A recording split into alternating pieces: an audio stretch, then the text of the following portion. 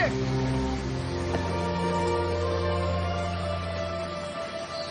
Are you alright? You okay?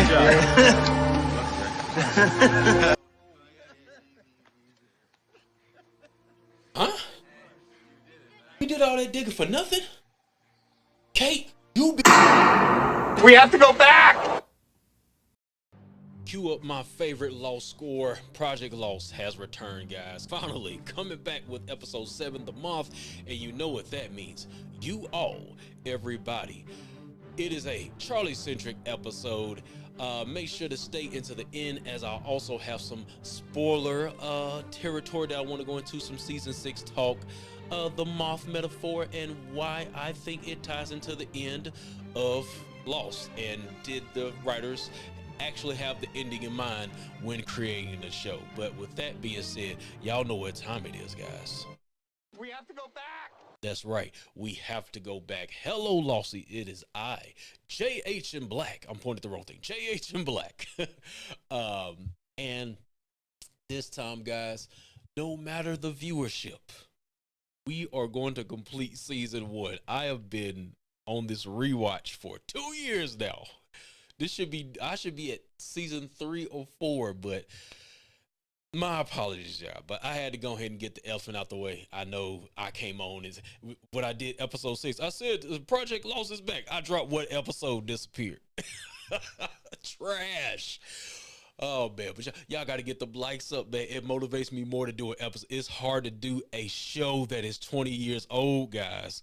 The only reason I did this because I never got the chance to review it when it first came on. I wasn't doing YouTube back then, so that's my only really motivation, right? But it will motivate me a whole lot more if y'all hit that like button, y'all comment, y'all share it in a Lost group. I don't know, whatever your Lost fan club. Tell them about me, something. All right. But with that being said, let's go ahead and get into today's episode. This year, y'all, we gonna at least finish season 1. Let me get that out the way. But anyway, today's episode, not too much to speak on. The major story plots are, of course, Charlie's struggle with his addiction. We're going to look into his flashback. Also, Saeed's plan to triangulate the radio signal that they got from last episode with the, distress signal, and sprinkle in a little Kate and, my bad. I'm still on from y'all. Jack, Kate, and Sawyer, that love triangle. Speaking of triangulate, right? So yeah, I'm still on from y'all. My bad. I'm calling Jack Jim, and he went up a hill and all that stuff. So, but speaking of Jack in a cave. Jack is trapped in a cave this episode today as well. Anyway, let's go over these segments. I got some viewer questions, so be ready to comment down below. And near the end, I'll have it time stamped. I'll go into some season 6 territory. If you're new and don't want to be spoiled, you might want to skip that section. But anyway, let's get into it, guys. You all, everybody, the rise and fall of Drive Chef. We get the events prior to the crash with Charlie. Starting with a pretty funny segment here. Charlie's in the confessional. He's talking about having relations, and his girls are having relations, and those girls are having relations. I don't know, they're having some type of orgy. I don't know what's going on, but he felt the need to confess. So we're starting off with these religious undertones that we have throughout the show, that's heavily embedded in Lost. But yeah, we'll come across more of these moments as we go into the series, of course. But anyway, if he's not already tempted by this, his brother comes along. He has a recording contract for their band Drive Shaft, with promises of becoming Bloody Rock God's baby brother. Right? Got to get my accents on point today. And what comes with music and fame? Drugs, brother, and more bloody drugs. And they're doing shows. Liam is on one.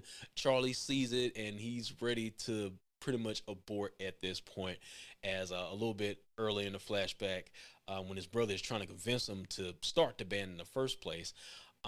He's like, we need you. And then in this segment right here, when he's, hopped off of H, right? Um, he verbally abuses his brother, is like, nobody wants to see the bass player, nobody cares about you. So this sends Charlie into a downward spiral, into drugs. And then later on in the episode here, we have Liam. This is a couple years, I'm assuming, after this incident or whatever, right? Incident. I just happen to use that word. But anyway, so yeah, Charlie goes to see Liam. He's all cleaned up. He has a family. He has his dad sweater right here. Um, and Charlie's trying to get him on the reverse. Now it's flip. He's trying to get him to get the band back started, but he doesn't want to go back into the music business. And he leaves, Charlie stranded. You know what I'm saying? So before Charlie, storms off, and he says he has to catch his plane, and that's where we, are at the present with the plane crash.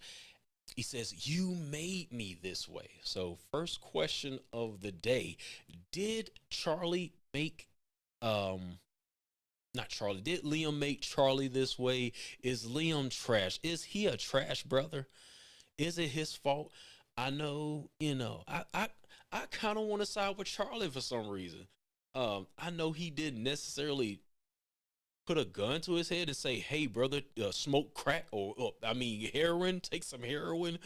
Charlie did that all on his own, but he was kind of influenced.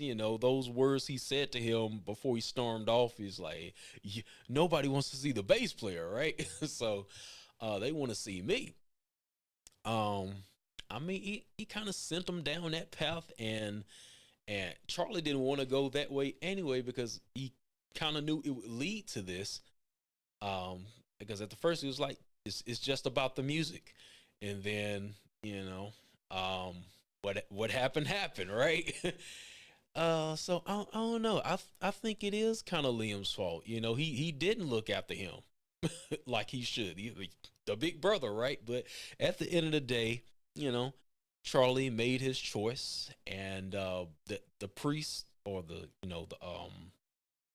I guess, the priest, the father priest, or whatever you want to call him. He did say, we have these temptations, but you can resist the temptations, and Charlie didn't.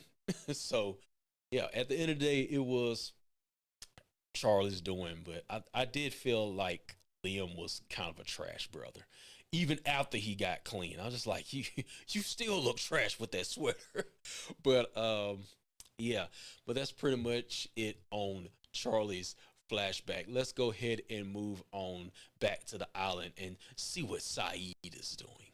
You have to triangulate, y'all. Y'all got to triangulate. We spent some time triangulating the source of the radio signal.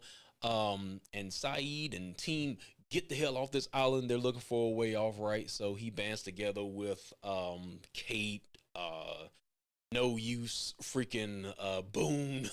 So he was originally supposed to be one of the guys that set off the signal, but it wound up that Sawyer took his place, of course. And a little bit later on in the episode, Sawyer playing footsie with Kate, he gets his feelings hurt. He's in his feeling, and he decides to hold in the information that Jack is in a cave, right? So, a little bit before this, we also get Kate and Jack. I'm trying my hardest not to say Jim. Kate and Jack, they're talking about basically their opinions on whether they should go in a cave, or Kate, she's team get off the island. So what team are y'all on? Are y'all team cave or team get the F off this island, right? I would have to say I would be team cave. I'm a realist, and at this point, I don't know how much time it's been. I forget since they crashed, but it's just like I don't think nobody's coming at this point.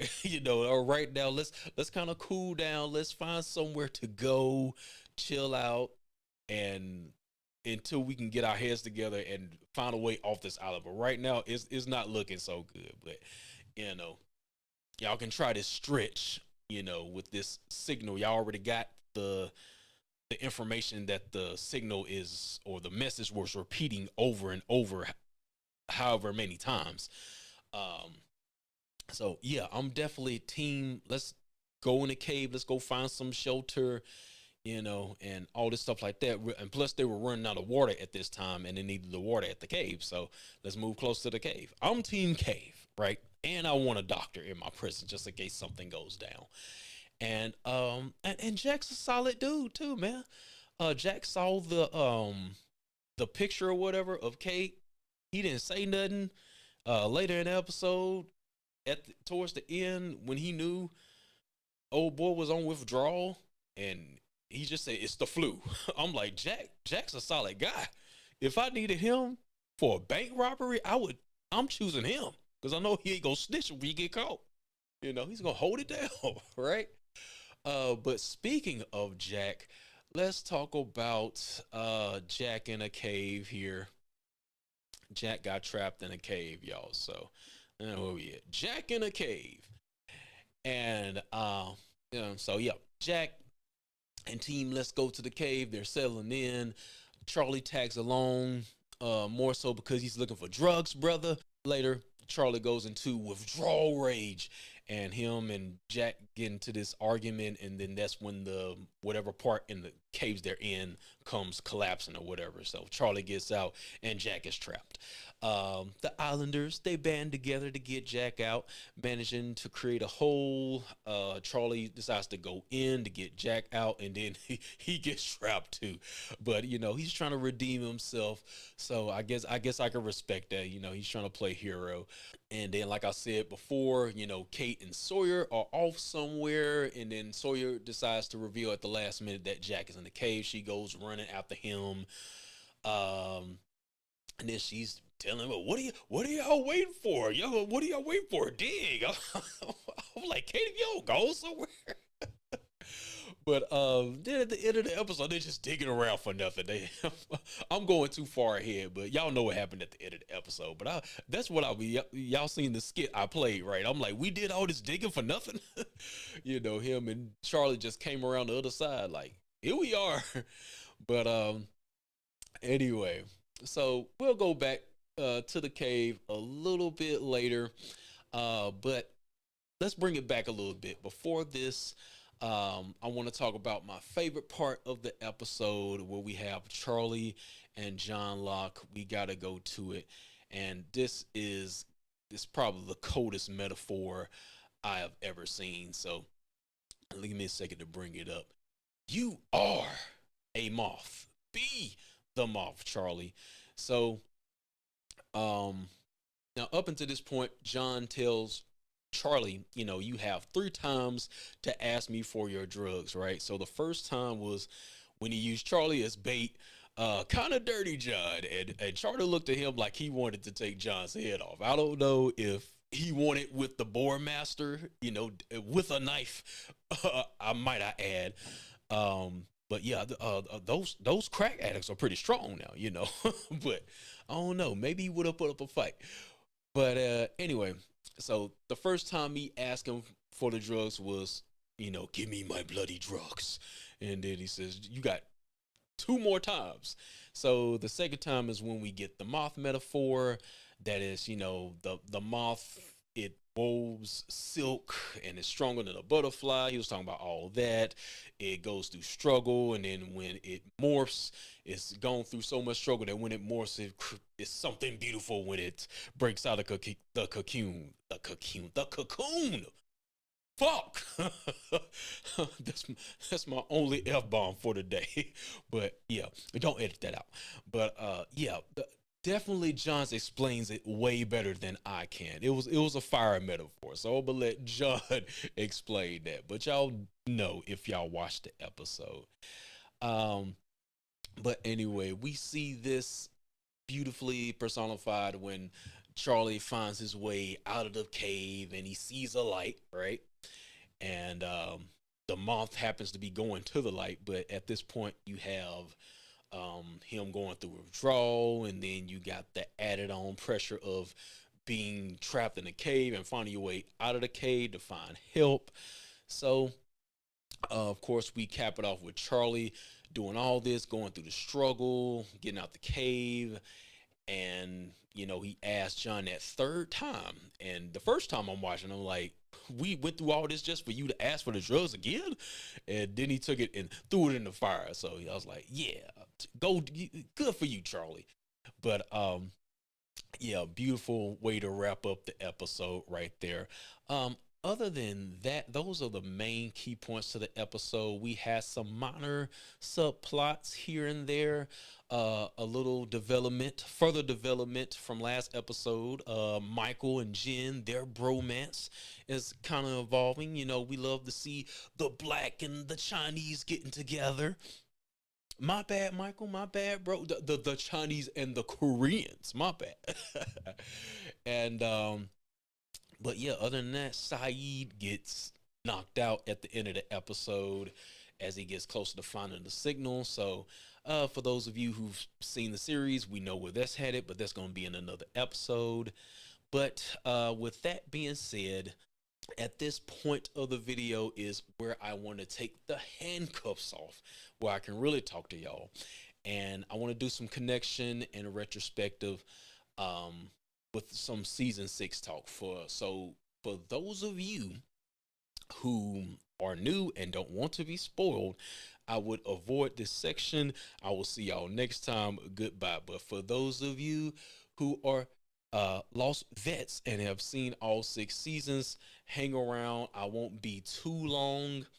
I just want to talk a little bit about the metaphor of the moth and how it connects back to the ending of Lost here. Now, in John's metaphor, which gave me Jacob vibes as well, in comparison, Jacob expressly said to people they should make their own decisions without help. And John expressed this as well, as him giving Charlie the drugs would be him helping him out instead of letting him struggle, and having that moment at the end of the episode, right? But going back to the Jacob comparison, Jacob was expressing this during during Richard's backstory when they were sitting on the beach, and also with the candidates. I think one of them brought up, like, why don't you intervene, or why don't you interfere? And Jacob was like, why should I? People should make their own decisions. Me mocking my mic. People should make their own decisions, things of that nature. So definitely gave me some Jacob vibes. But back to the moth. He mentioned that the moth struggles, and then at the top of the cocoon, there's a little hole where the light would shine through for it to, work towards, right? And could you compare the light that the moth sees to the light, I guess you could say, at the end of season 6, that when they're all in the church and the doors open up and they see the light and they walk into the light?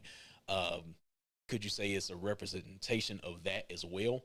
And then you also have the light at the end, at the island, end of the island, that you have to protect. So we got this, both many instances of light in the series.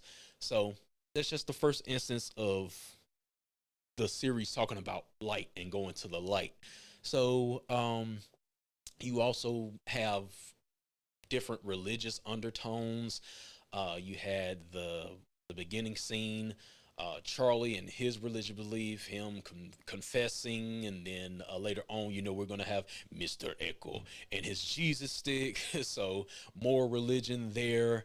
But anyway, despite how you feel about the ending, I think all these things kind of solidify the direction they wanted to go as far as the ending, even way early in the process.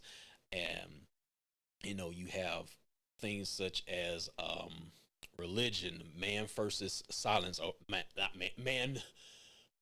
versus science, or science versus faith is what I meant to say. Believing or strengthening your beliefs. Jack had to go through a lot of struggle. He's the perfect example of the moth.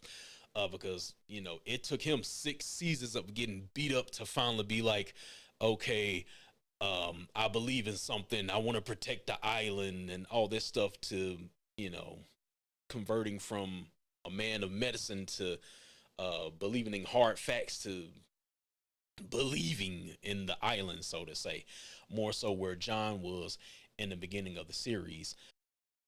But did they make this up as they went along? I definitely think they had an ending in mind, some type of skeleton script. I don't think they knew every step along the way. It's like 20 plus episodes per season. And even Damon Lindelof spoke on this in the Getting Lost doc. And as I get ready to get out of here, great segue, I also give my review of the Getting Lost doc, which will be released alongside this video here. So make sure to click right here and they'll take you to that video. But until next time, they come, they fight, they destroy. It all ends the same. It has been JH in Black, and I will see y'all next time. Peace out.